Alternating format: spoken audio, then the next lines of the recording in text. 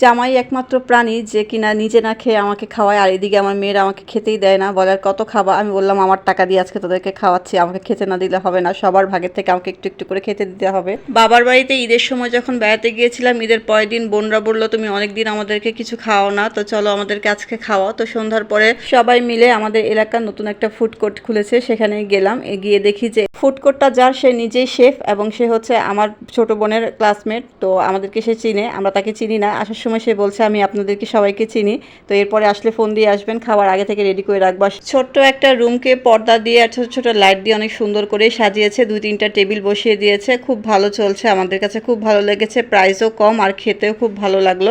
সন্ধ্যার পরে এলাকায় এরকম একটা ছোট্ট সুন্দর দোকান থাকলে কিন্তু খাবারের আড্ডা দেওয়া যেতেই পারে। এছাড়াও বেশিরভাগ আমার মনে হয় পার্সেলই নেওয়া হয়, সবাই বসে খুব কমই খায়। আমরাও কিন্তু বাসায় এখানে পার্সেল বেলপুরি পাস্তা নিয়ে খাই। তো পাস্তা চলে আসছে আমাদের, আরোহীর বাবার জন্য পাস্তা অর্ডার দিয়েছিলাম, একদম সস ছাড়া দিতে বলেছি, তাই একটু সাদা সাদা আসছে, তবে খেতে খুব ভালো ছিল। আমরা যেভাবে বলেছি সেভাবে সে রান্না করে দিয়েছে, তবে সময় লেগেছে অনেক, একা মানুষ এই জন্য।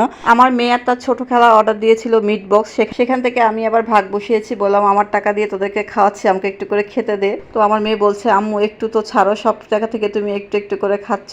মিট বক্সটা একটু ট্রাই করে দেখলাম, ভালোই লাগছে। মানে আমাদেরকে দেখে কিনা জানি না, ইচ্ছা মতো একদম চিকেন দিয়েছে, সসেস দিয়েছে, খুব ভালো লাগলো খেতে। এরপর হচ্ছে আমার ফ্রাইড রাইস আর চিকেন চলে আসছে। চিকেনটা সাইজে ছোট ছিল কিন্তু রাইসটা ভালো ছিল। খাবার দেরি করে আসাতে ছেলেটা বারবার সরি সরি বলছিল। রাইসের পরিমাণটা যদি আর একটু বেশি হতো বা চিকেনের সাইজটা যদি একটু বড় হতো, আমার মনে হয় এটা ভালো হতো, আমার রেকমেন্ড এটা। তো আমাদের খাওয়া দাওয়া প্রায় শেষের দিকে, আমরা আরেকবার দেখছিলাম যে কোনটা প্রাইস কত, কিন্তু আমাদের কাছে মনে হয়েছে প্রাইস খুবই কম ছিল ওদের। ঈদের পরের দিন হওয়ায় ওদের মেনু কার্ডের অনেক খাবারই অ্যাভেলেবেল ছিল না, যার কারণে আমরা বসে চিন্তা করতেছিলাম যে আর কি খাওয়া যায়, আর কেউ ছিল না বিধায় আমরা অনেকক্ষণ এখানে সময় কাটিয়েছি, অনেকক্ষণ গল্প করেছি। তো সবশেষে আমাদের খাওয়া দাওয়া আড্ডাটা খুব ভালো ছিল। তো এই ছিল আজকের ছোট্ট একটা শেয়ারিং, ভালো লাগলে অবশ্যই ছোট্ট একটা কমেন্ট করবেন। আল্লাহ হাফেজ।